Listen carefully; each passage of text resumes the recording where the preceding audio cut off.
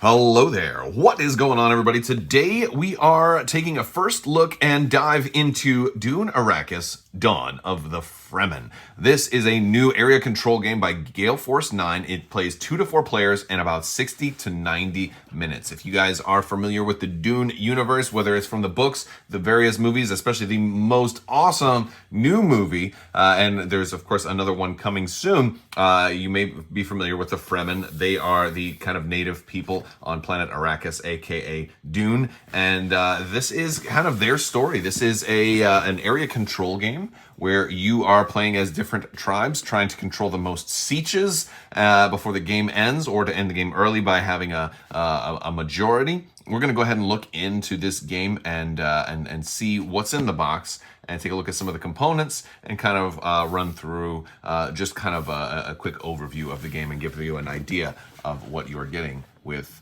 Dune, Arrakis, Dawn of the Fremen. Big thanks to Gale Force 9 for sending this out and making this review possible. So thank you to Gale Force 9 for doing that. Also, if you guys are new here, we are giving away a lightsaber. You just have to be a subscriber and leave a comment on this or one of my videos to enter to win that.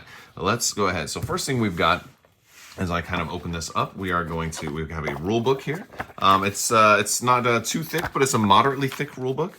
28 pages, and we've got some setup. We've got some good kind of mix of images and text, very easy to read, formatted. It talks about gameplay, the cycles, and all of this is going to tell you how to play. Also, you are going to have kind of your credits page on the backs. So big thanks to everybody who worked on this to bring it to us.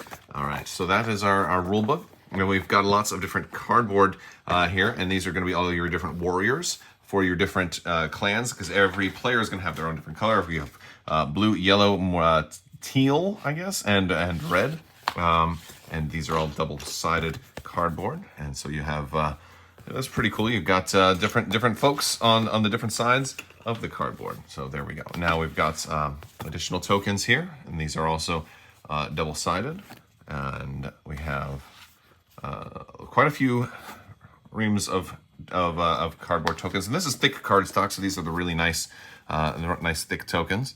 We've got a lot of these tokens as well, and for all the different phases as well, and there we go.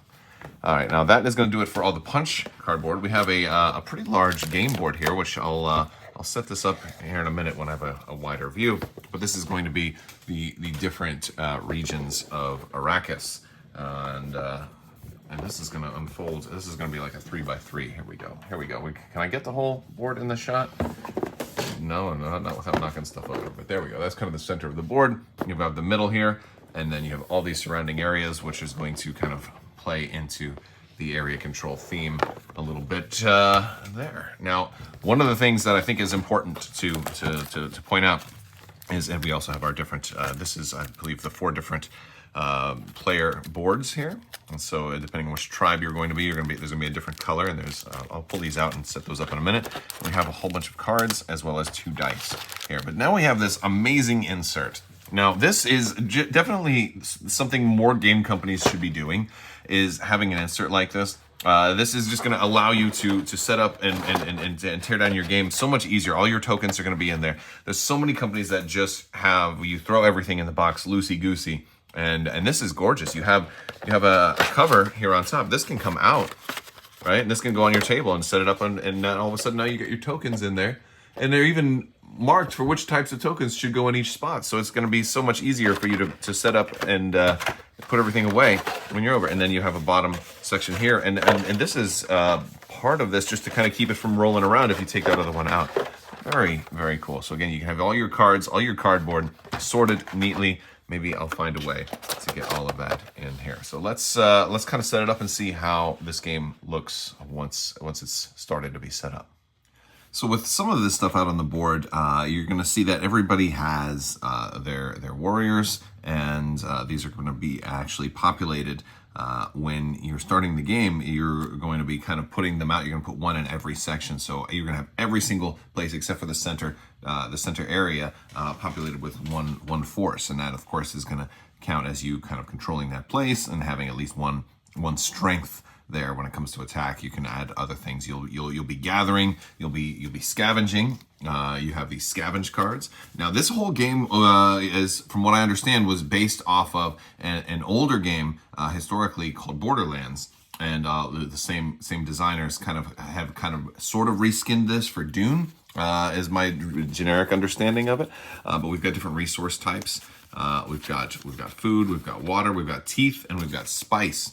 And so we've got all these different tiles that will be out there. Now, not every place is going to have a tile. So like this particular tile right here is generating food, but they start the game upside down. So it's just going to be a resource production site. So you won't necessarily know what is going to be everywhere at the very, very beginning. And then at some point you will flip them over and be like, this is going to be able to generate these little food tokens there. And same thing with water and spice, and then teeth, which are again for the worms.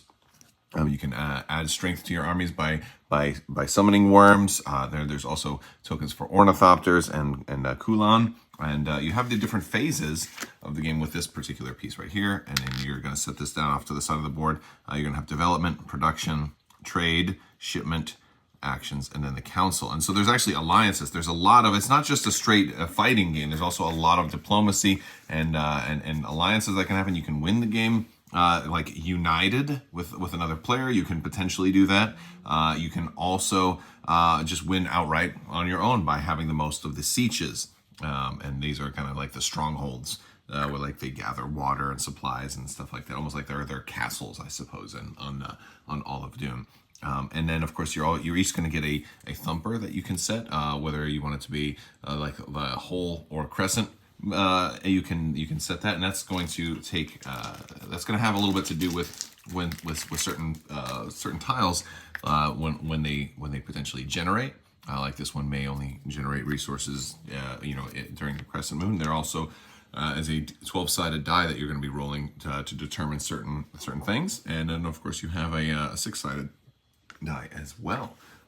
It's very, very cool. So that's just kind of a quick overview. It's definitely going to have expansion. You're going to be developing technology. You're going to be developing. You're going to be trading. You're going to be doing shipments, taking actions. You get 2 actions on your turn. And of course you can get these cards. Now you're not only scavenging cards, you're also they're not only resources, but there's other things you can get in here like pistols and then special kind of reaction cards like the Water of Life and stuff like that.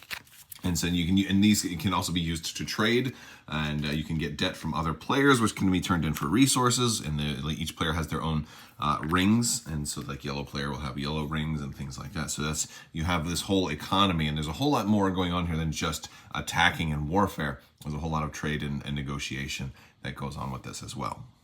One thing I actually really like about this too is, and I talked about the insert, but when you're getting ready to set everything up, this can be a little overwhelming. Now, some of them already had the symbol tiles in there, but if you look on the last page of the rule book here, all of a sudden they have a perfect guide for where you should put everything, all the still suits, all the worms, crisp knives, the sieges, the resource production sites, your scavenge tokens, like all of that. I'm like so grateful that they did that. It's going to really make this a breeze. And we are all set up and neat and organized and put together with no problems at all. That's how I like it. So A+ as far as organizer.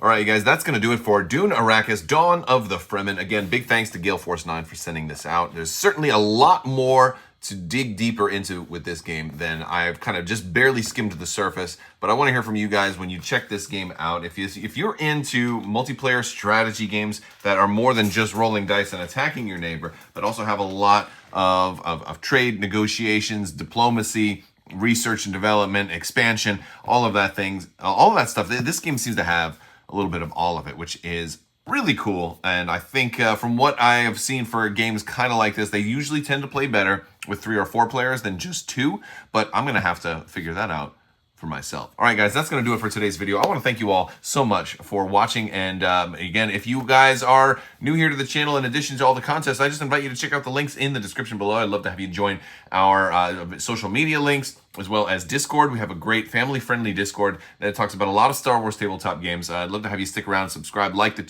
video, share the video, give it a thumbs up, all that good stuff. I will talk to you later. I want to thank you all, and also big thanks to my patrons. You guys are absolutely amazing and help make this channel possible. So I will talk to you later. May the Force be with you always. Wash your socks and be excellent to each other. Goodbye there. All right, guys, that is going to do it for Dune, Arrakis, Thrawn of the Demon. No. Gosh, why can't I say words correctly?